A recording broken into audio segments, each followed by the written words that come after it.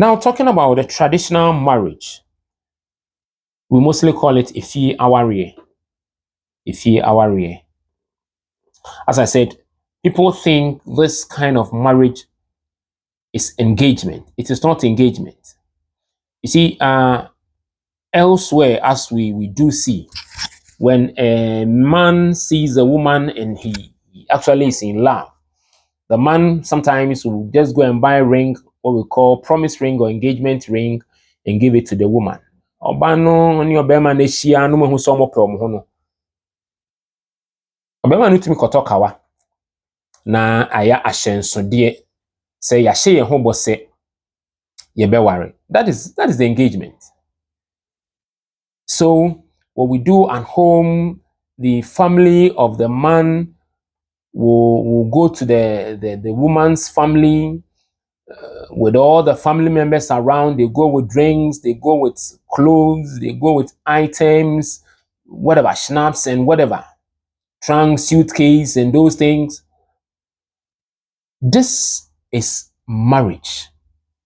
Remember, if you're not a Christian, going through this, that is all. So do not call this kind of marriage as engagement. You mostly hear people say, oh, Miko engagement, I'm going for an engagement. Miko engagement, it is not engagement, and yet engagement. As I go through the traditional marriage, you see an aspect of it, which is the engagement. Inti obani obema no edi nkomo, let's say the man and the woman has actually fallen in love, they've agreed, they've studied themselves, and they know that, okay, now we can live as couples. Then, the first aspect of our traditional marriage is kokoko or opunechibo. That is knocking. So the knocking is our engagement. Into knocking, no, the man and maybe few family members, very few, will go to the woman's father or the woman's people and then inform them or hint them that our son has seen your daughter. We want to seek your permission. We want to find out if the woman has not yet been engaged. So being fananon to obano soa. Then ye person my hokwain, ye boy give us the permission so that we prepare ourselves and come and marry her. So they will go with a drink, sometimes a schnapp, a bottle of schnapp, or sometimes 2 bottles of schnapps. Now, what they call that drink is what we call opunechibo or kokoko. So traditionally, the kokoko is sent sometimes a month or 2, 3 months ahead of the traditional marriage.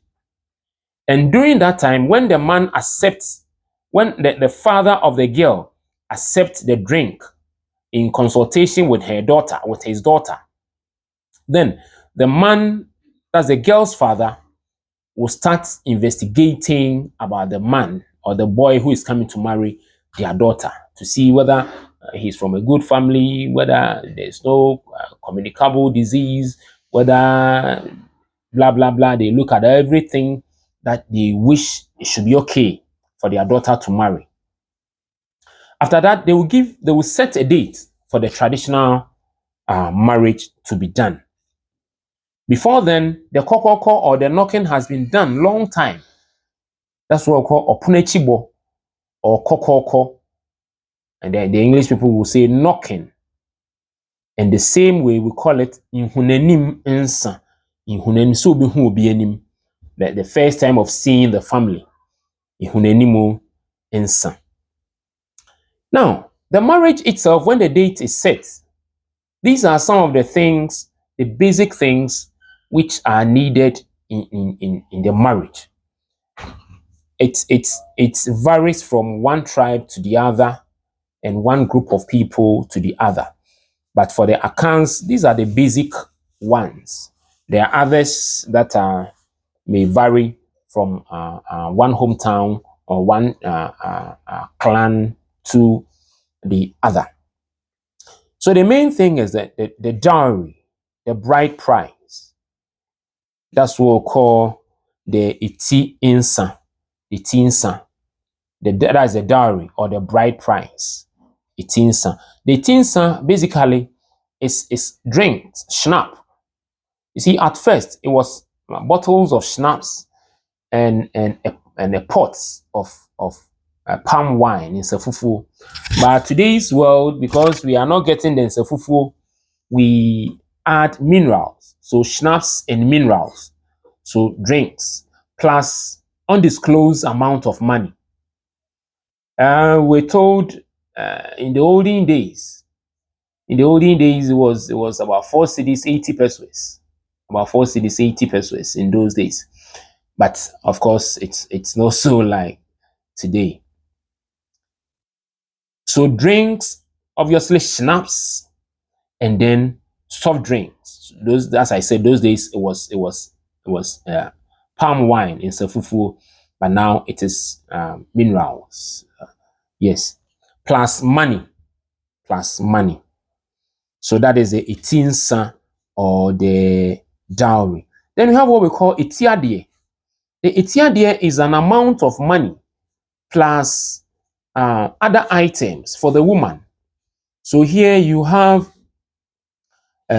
some clans. They will say 6 pieces of cloth, headgear, underwears, beads, loincloth, panties, slippers, and other things for the woman in a suitcase. Now, Christianity, modern day, they will add Bible to it, plus an amount of money which is given to the woman. Now, the concept of this amount of money is that we believe that as the woman is going, leaving the family's home, should there be any debt, they will give that money, or the woman will leave that money for the parent to settle her back as she's going. If there is no debt to be paid, they can use that money to make some sort of property.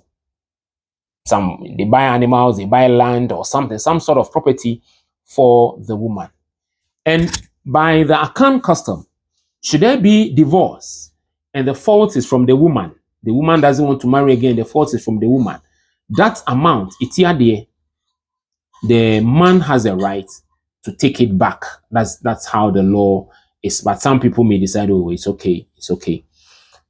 This more or less will make the woman settle, because if your husband has given you this huge sums of money and you want to go, I want to go, you cannot even get the amount of money to pay, so you'll be compelled to stay. And then I've mentioned the tinsa, I've mentioned itiadie. Then we have danta. Danta is an item which is given to the girl's father. It's a full piece of cloth plus money. In some places, you add a bottle of schnapp to it. And then we have tambuba. Tambuba, we sometimes call it junsomuda.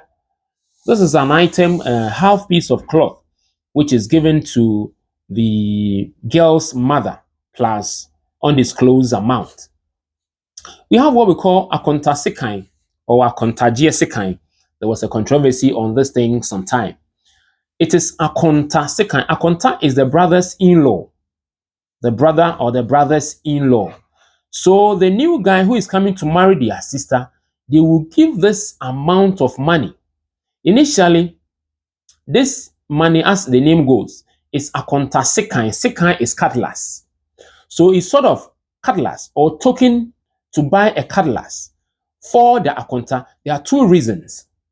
Reason one is that the brothers of the girl had actually protected, they've guarded their sister till the sister is matured or old enough for this new guy to come and marry. So for the weapons that they use to protect their sister, the weapons that they use to guard their sister, the new guy who is coming to marry the sister is just giving a token. So it is a contagious sikai. If somebody say any other things, tell the person that I'm talking on authority, it is not so. It is a contagious sikai. or akonta sekan. Then the another one is that, accounts, we are matrilineal, and we believe that all the children that we are giving birth to go to the woman's family. And at first, in those days, it's not so today. In those days, when, let's say, a man give birth to children, the children will go to their uncle, their wafa, the wife's brother. So the children belongs to the wife and the wife's brother, not even the father. So it was a responsibility of the wafa, that is the children's uncle. When we say wafa, we are not talking about the father's brother. The wafa is the mother's brothers, is wafa. So it's the wafa who's supposed to take care of the wafasi. So the woman's brother need to take care of their children. So here, the man who is coming to marry knows that at the end of the day, his children will go to the wafa for the wafa to take care of them. And this wafa, is the man who is coming to marry, is his akonta. So this akonta, this new man who is going to marry, will give cutlass to the akonta to make farm, to prepare some sort of property, so that in future, when his children go to the wafa will have farms, wafa will have money to take care of the children. So there are two reasons. That's why it cannot be any other thing but akonta sekan, akontagie sekan. One for protection, or protecting the girl till she's of age to be married to. And then the second one, the brother-in-law is giving this money to the wife-to-be's brothers, who is their akonta. Because eventually, this guy who is marrying, his children, or the children that he's going to get, will eventually go to the wafa. So he needs to settle the wafa by giving the wafa cutlass, by equipping the wafa to be able to make farms, so that when eventually his children come, the children will have something to depend on. So then it's a contagious kind. Now it's money, undisclosed sums of money. Then the brother-in-laws will take it. Then we have what we call asidansa during the traditional marriage. After going through everything, you must say thank you to the people. You must say thank you to the family for giving you the beautiful woman to marry. So you say thank you, and asida insa inso. Then asafonsa inso. Asafonsa no the people who gathered there as witnesses. The witnesses must also drink. Modern day time, you go, they will give you maybe cup, mug, fan, bowl, and those things, plates, as a token that you were also there. As somebody said, I was there some, just to witness that you were there some. So basically, these are the things that we go through when we are doing the traditional marriage, going through all these things, and then the ceremony will be done. There was another thing that we used to do in those days when the marriage is done, the rite is done. The girl does not go to the husband's house at the same day, sometimes a week or two. And when the girl is finally going to the husband's house, the lady or the girl will cook kinds of food. The husband will give her money to prepare kinds of food. And then she will finally carry the food with her items. Of course, she doesn't go alone. Maybe an elderly woman in the family, with the siblings, with friends in his neighborhood, they will all go and see her off to the new or to the husband's place, so to speak.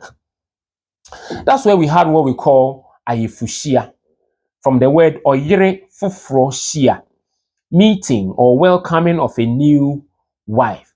So by that time, as the girl has prepared kinds of food and is finally coming to the husband's house, the husband will also be ready with his family, with his friends, with his people close to him.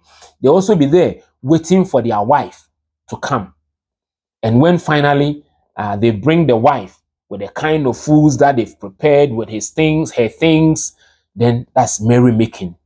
So we call that as ayifushia, oyere fufro shia, ayere, oyere fufro shia, meeting of new wife or welcoming of a new wife. So when you say ayifushia, yeshia, ayifu, yeshia, ayifu, that's where it started from.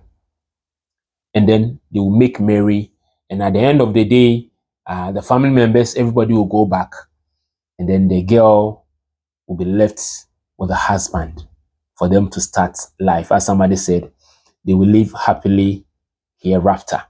So basically, that is the Akan marriage. And as I said, these things that they go through, we don't call it engagement. It's not engagement.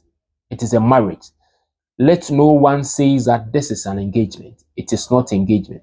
An aspect of our marriage, which we call the engagement, which is engagement, is the opunechibo or the kokoko, the knocking. Pe. And the knocking is not in an elaborate ceremony.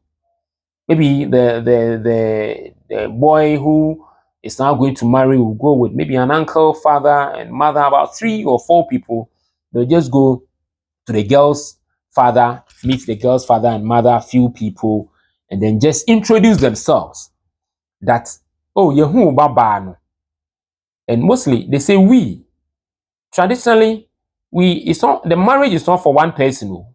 It's between families.